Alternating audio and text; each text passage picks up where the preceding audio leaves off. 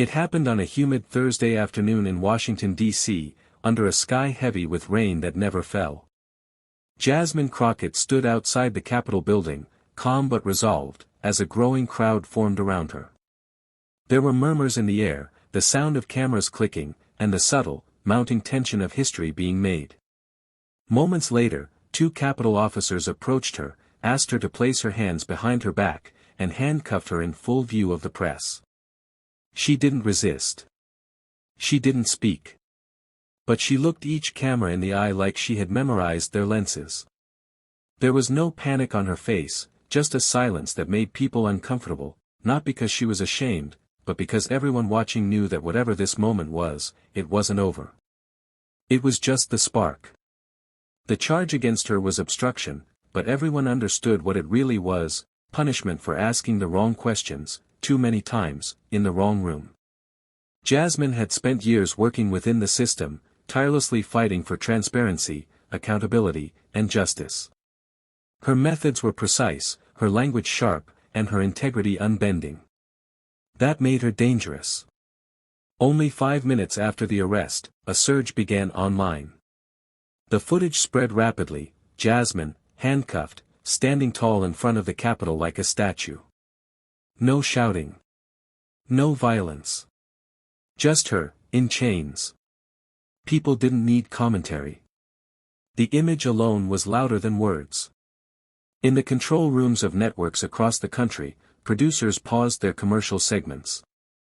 Analysts began digging into her past. The Department of Justice's internal memos were suddenly being leaked. And across the nation, people began demanding to know, why her? The story unfolded in layers. Jasmine had been building something quietly over the past year, what some were already calling, the oversight files. They were not classified documents, but public records, contracts, lobbyist logs, voting patterns, hidden funding trails, and digital correspondences. She hadn't hacked anything. She had read everything, every footnote, every budget attachment, every redacted line that shouldn't have been redacted. She had compiled a vast, intricate web of influence mapping the flow of money and decisions across Congress, private interests, and global corporations. She had been preparing to present it in a televised public session next week. That session had been cancelled just 3 days earlier under vague pretenses. Then today, she was arrested. It didn't take long for the digital infrastructure she had built to activate. At minute 6 after her arrest, Jasmine's team, already expecting retaliation, released a secure link to journalists and oversight committees. The oversight files were now live. Verified. Structured. Irrefutable. They painted a picture, not of a conspiracy theory, but of a system operating exactly as designed, impenetrable, self-sustaining, and insulated from public accountability.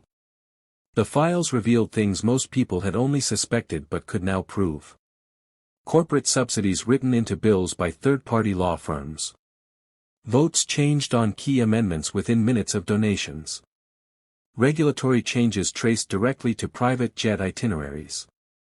The mechanisms weren't criminal, necessarily, but they were deliberate, orchestrated, and designed to keep the average citizen in the dark. News anchors, caught mid-segment, had to recalibrate. This wasn't just about one woman in cuffs, it was about decades of quiet power being made loud. By the time Jasmine was transported to a processing center, her name was the top trend in every major city. Civil rights groups, watchdog organizations, student unions, even former political rivals were calling for her immediate release. She hadn't published secrets. She hadn't leaked intelligence. She had simply documented the truth and prepared to deliver it under oath. Within 24 hours, the district attorney dropped all charges. No explanation was offered. Jasmine walked free the next morning wearing the same clothes, still calm, still silent. She held a brief press conference on the steps of the courthouse. "I did not break the law," she said. "I read it. I followed it. And I exposed how it's used to protect the few at the expense of the many. This isn't a revolution, it's a revelation." That sentence alone would go on to be quoted in textbooks and etched into protest signs across the world. Within a week, the oversight files had been downloaded over 12 million times. Fact-checkers combed through them line by line and found them accurate, sourced, and devastating. Legislative aides resigned quietly. A handful of lawmakers issued brief, vague apologies. But the real impact wasn't political, it was cultural.